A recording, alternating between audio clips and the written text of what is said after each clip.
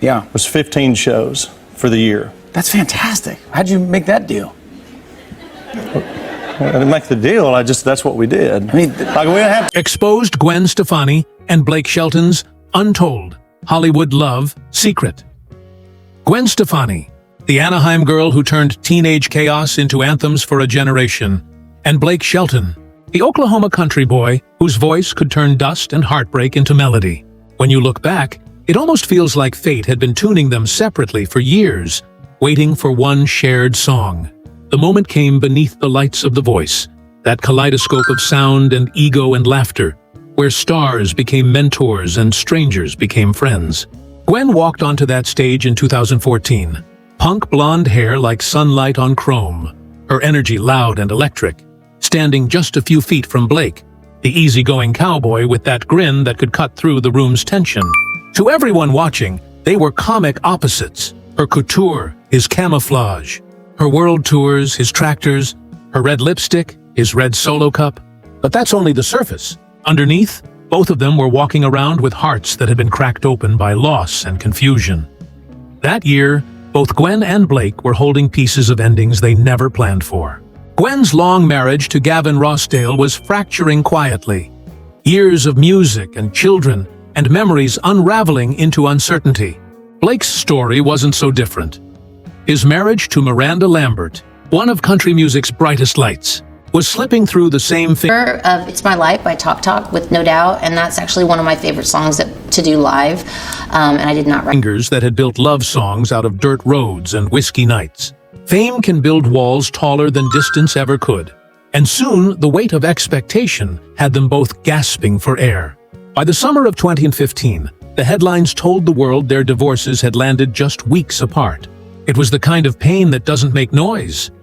It just lingers, heavy and invisible. When Gwen returned to The Voice that fall, she wasn't looking for laughter or connection. She was trying to stand without shaking. I can almost see her, nerves disguised as confidence, that steady smile she's known for holding back a storm no one could see.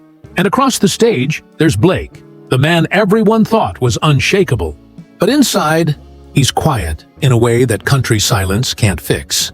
They say you can hear the truth in someone's voice, and that season, their conversations sounded different. The teasing banter between them, about outfits, accents, the chaos of competition, carried something unspoken. A shared kind of exhaustion. Two people surviving the same kind of grief in different accents. It started simple. An email, a message, a late-night check-in that asked nothing and offered no explanation. Both of them knew what it felt like to have their lives explode in public, to have strangers narrate their heartbreak. Maybe that's why their conversations weren't about the noise outside, but about the quiet, about the loneliness of going home to a place that suddenly felt too big. Gwen once said that she felt like she was walking through a house that had caved in on itself, trying to keep it upright for her 3 boys. Blake confessed that his ranch, usually his refuge, had started to feel like an empty field. They didn't trade pity, they traded presence. Then one night, Blake did something small that would turn into something life-altering. He sent her a voice memo, rough, unfinished, a few words strung across a melody. It wasn't a grand gesture, not a love song yet, just a hand reaching out through music. Gwen could have ignored it. Instead, she picked up her pen and wrote back in the only language she's always trusted. Lyrics. Those 2 scraps of melody grew into a bridge, and the bridge became their first duet. Go ahead and break my heart. It was more than a song. It was an exhale. The world would later call it chemistry, but in truth, it was survival. 2 artists rewriting the language of heartbreak into something that sounded like hope. When people saw them together that season, laughing behind the chairs, whispering during performances, they thought it was TV magic, maybe a rebound. What no one could see was the scaffolding they were building out of those small moments. Blake didn't chase her with flowers or fame. He showed up. He waited when she hesitated. When Gwen needed to pull back into motherhood, he didn't crowd the space. He filled it quietly, helping with school pickups, sitting through homework, learning to braid hair. Gwen, used to running on rhythm and adrenaline, found herself slowing down to the tempo of an Oklahoma evening. For a woman who had spent her life under spotlights, The glow of a porch light was suddenly enough. But what makes their story different isn't that two stars fell in love. That happens more often than we think. What changed everything was the way they healed in parallel. There was no script, no calculated reveal. Blake became the kind of steady Gwen didn't know she needed. Not a man who fixed, but one who listened. She has said that sometimes she'd be overwhelmed by everything. The kids, the career, the chaos. And instead of trying to pull her out of it, he'd just stand beside her. In a world obsessed with grand gestures, that kind of quiet love is revolutionary. Their relationship wasn't instant perfection. It was a process. Cautious steps across uneven ground. Conversations that stitched trust back together, thread by thread. The tabloids were merciless, painting their bond as rebound, spectacle, or strategy. But they didn't answer back. They let the songs speak instead. Each collaboration, each duet, carried pieces of what they couldn't explain on camera. And slowly, the public learned what they already knew. That real connection doesn't need volume, only consistency. By the time Go Ahead and Break My Heart hit the airwaves, people had begun to see a different Blake. Not just the witty coach or the man with a drink in his hand, but someone deeply human. Gwen's sparkle, which had dimmed through her heartbreak, began to glow again. Watching them on stage together felt less like a performance and more like a conversation between two people who had walked through fire and found shade. That's how it began. Two broken hearts finding rhythm in each other's silence. Two artists turning private ache into shared art. It's easy to fall for someone's image. It's rare to fall for their character. But even in those early months, long before the wedding, the public laughter, or the shared ranch life, Gwen was already seeing the side of Blake that no one else could. The side that didn't need to be loud to be strong. When I think of what came next for Gwen and Blake, it's not a montage of glitz or magazine covers that comes to mind. It's quieter. The world saw their Halloween costumes, their smiles on red carpets, the on-screen flirting that could light up a network. But what Gwen remembers most, what she has only recently put into words, are the in-between moments. Blake waiting at the kitchen table while she tucked her boys into bed. The sound of guitars drifting through the house while dinner cooled. The way laughter returned to a home that had forgotten what it felt like to echo. Those moments never made the headlines because they didn't need to. They were the foundation, brick by brick, of a life that was being rebuilt. Not for the cameras, but for each other. Blake didn't step into Gwen's world with noise.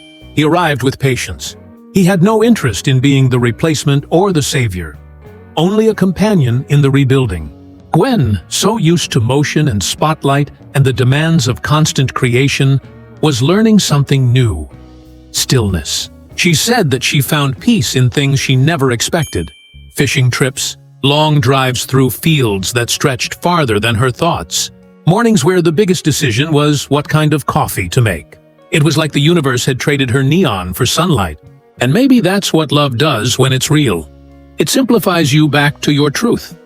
Blake had found something sacred too. For years, his world had been a carousel of tours, TV sets, and interviews.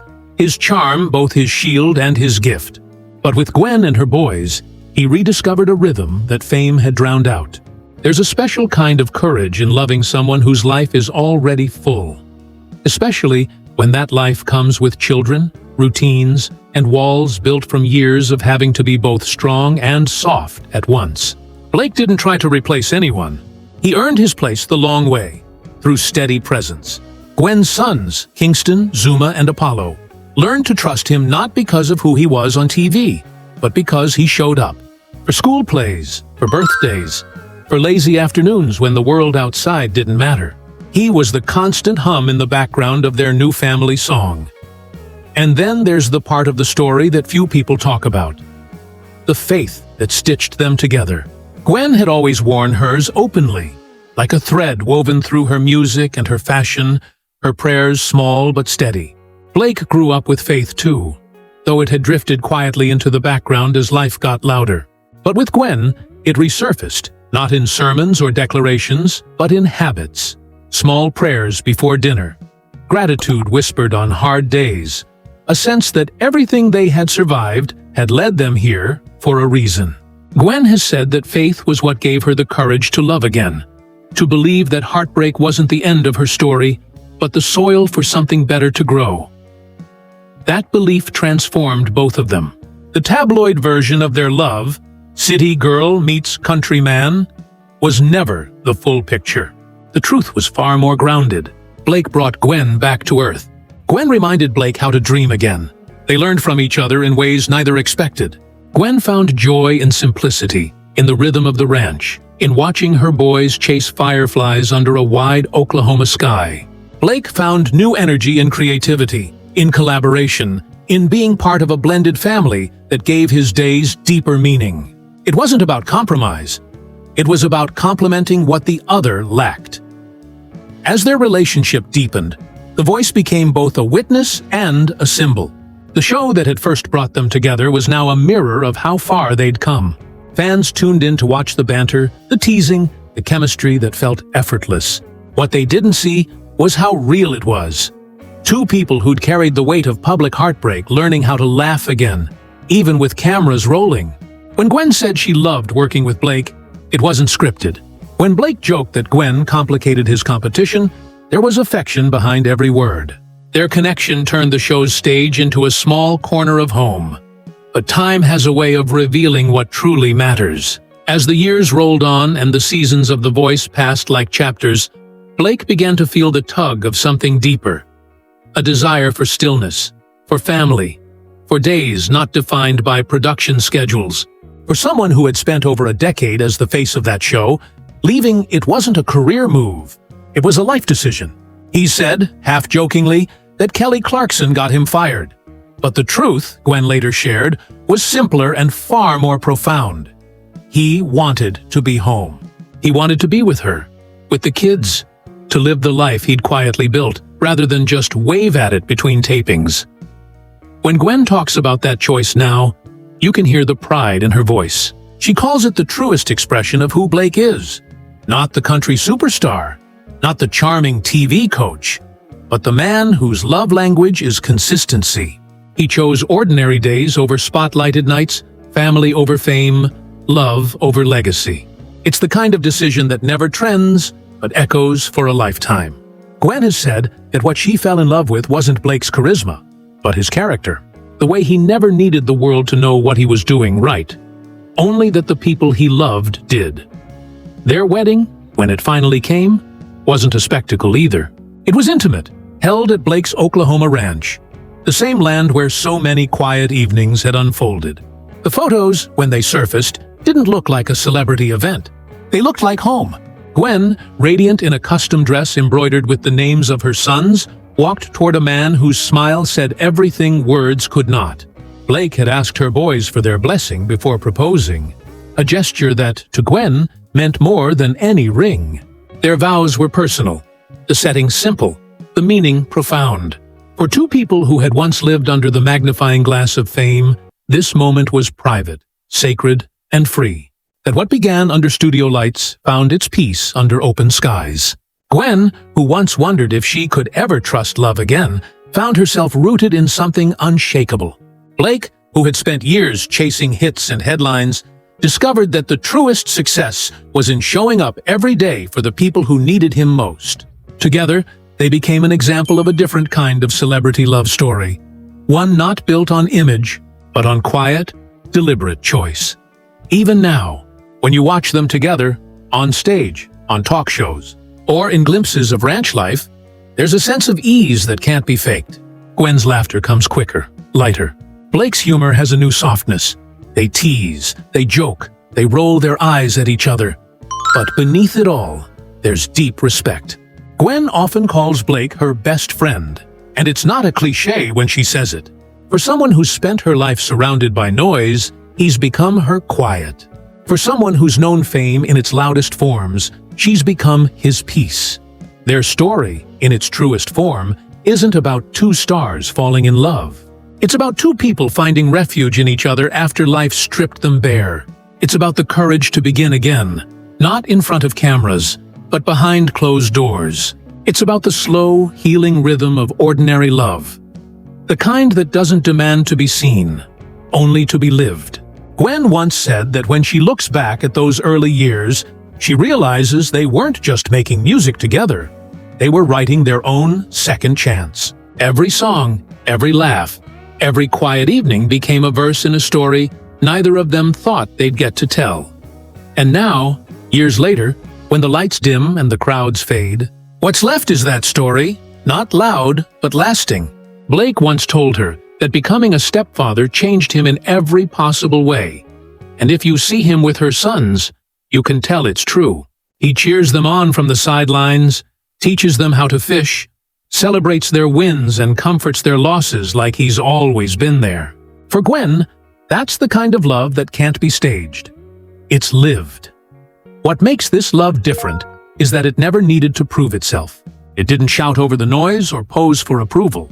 It just existed, quietly, faithfully, growing roots where the world expected sparks. Gwen and Blake's story reminds us that sometimes the greatest love isn't the one that begins with fireworks, but the one that keeps burning after the smoke clears.